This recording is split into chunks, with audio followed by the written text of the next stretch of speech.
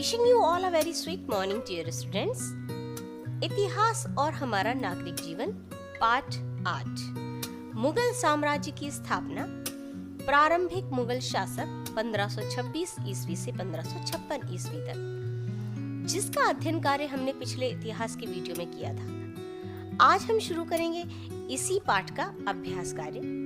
तो चलिए बिना देर किए हुए शुरू करते हैं, लेकिन उससे पूर्व एक नजर डाल लेते हैं, जैसा कि हम हर वीडियो में करते हैं, आज के विचार पर। यह रहा आपकी स्क्रीन पर।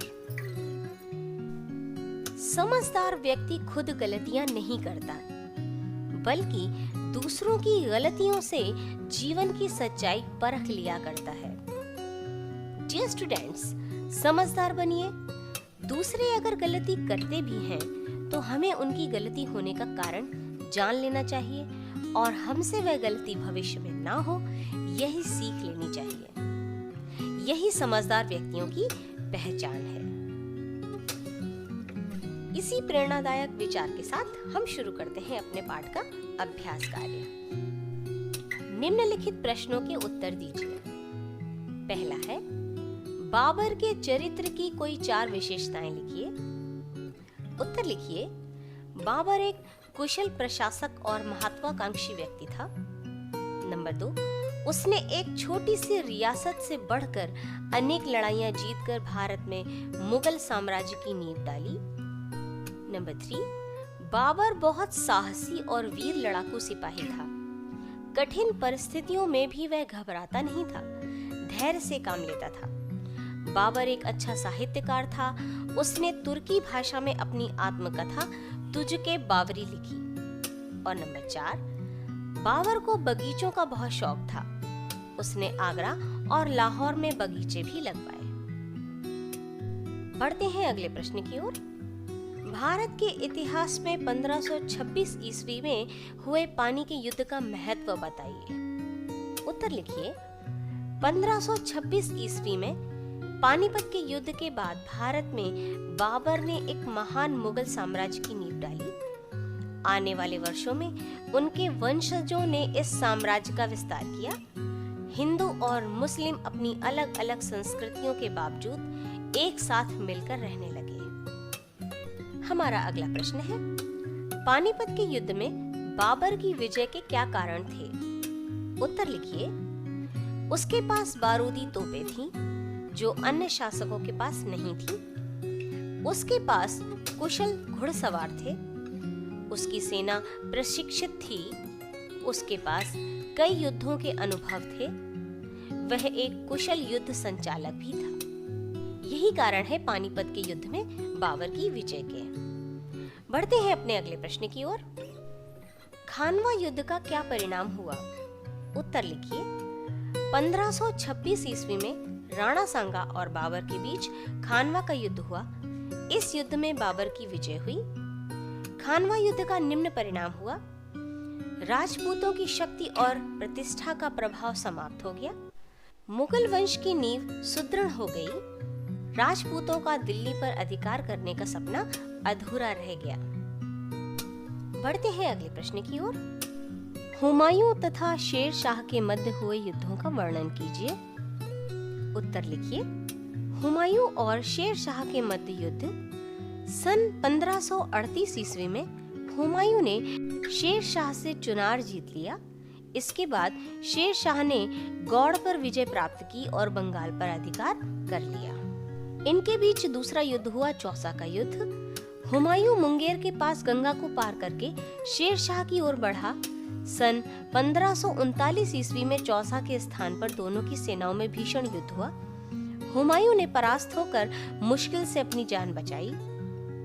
इन्हीं दोनों के बीच कन्नौज का युद्ध। सन 1540 ईस्वी में शेर शाह ने आगरा पर चढ़ाई कर दी। हुमायूं ने अपनी सेना के साथ कन्नौज नामक स्थान पर शेर शाह का मुकाबला किया। हुमायूं के परास्त हो जाने पर शेर शाह ने आगरा तथा दिल्ली पर अपना अधिकार कर लिया।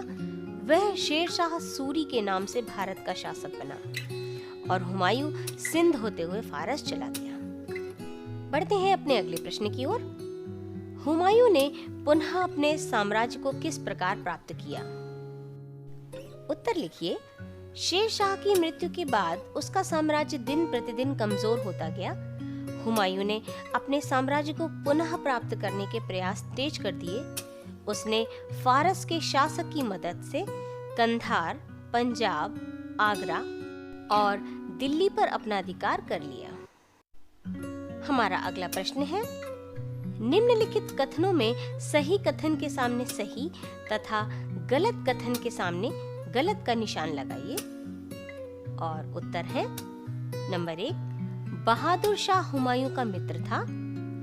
गलत। हुमायूं की मृत्यु चौसा के मैदान में हुई। गलत। चौसा के युद्ध में हुमायूं की विजय हुई। ये भी गलत, यानी तीनों ही गलत हैं। बढ़ते हैं अगले प्रश्न की ओर। स्तंभ का तथा स्तंभ खा में दिए हुए तथ्यों को सुमेलित कीजिए। और उत्तर है,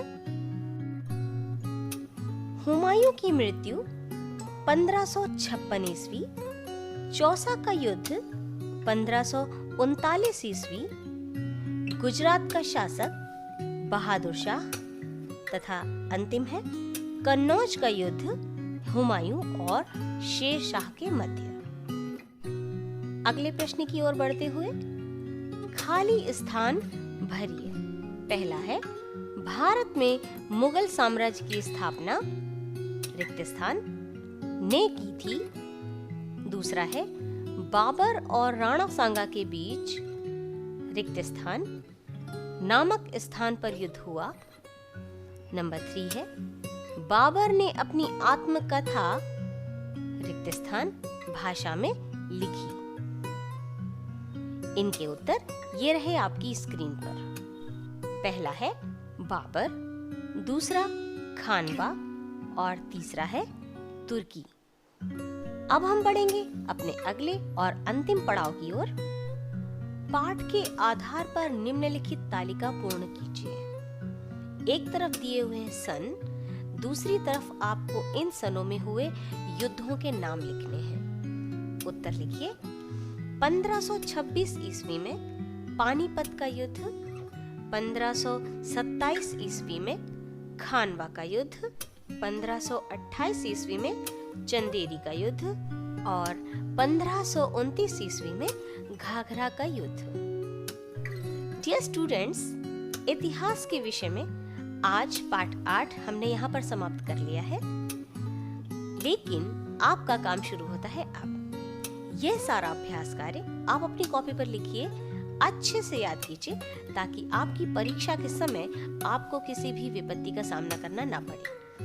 अगर आपने मेरे चैनल को सब्सक्राइब नहीं किया है तो जरूर करें, और अगर आपको मेरे वीडियोस अच्छे लगते हैं तो लाइक करें। अगर आपको ऐसा लगे कि ये वीडियोस किसी विद्यालय के किसी और बच्चे के काम आ सकते हैं तो ज्यादा से ज्यादा शेयर कीजिए, ताकि वे बच्चे भी इन वीडियोस का लाभ उठा सकें। अगले वीडियो में मिलने तक अपना ध्यान रखिए, वीडियोस देखते रहिए और अपनी पढ़ाई को सुचारू रूप से जारी रखिए। Thank you.